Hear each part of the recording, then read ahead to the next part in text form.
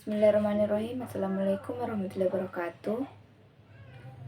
Perkenalkan, nama saya Nur Hikmah, Tambuk 22 10 3 17. Saya ingin menjelaskan sedikit tentang pelaku di pasar modal serta instrumen apa saja yang ada di pasar modal.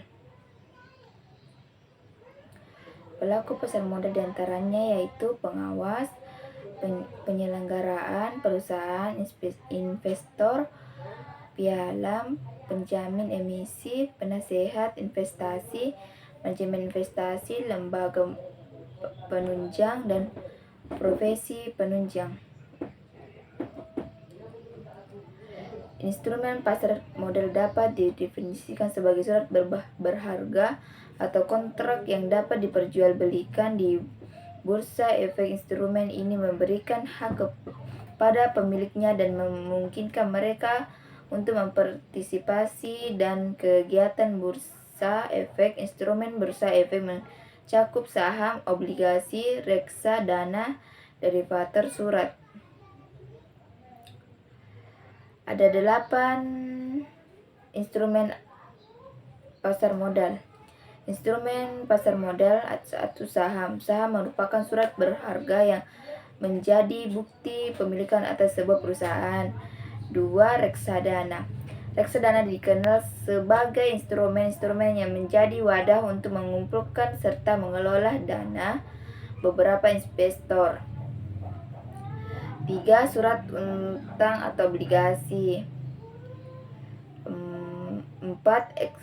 XHG Stratford. 5. Derivator. Instrumen pasar modal yang memiliki risiko adalah salah satu instrumen pasar modal yang berpotensi memiliki risiko yang relatif tinggi. Di antara lainnya adalah saham. Saat Anda memeriksa sebuah badan usaha di pasar modal, Anda perlu paham bahwa akan ada risiko nilai saham tersebut turun hingga mencapai titik likuiditas.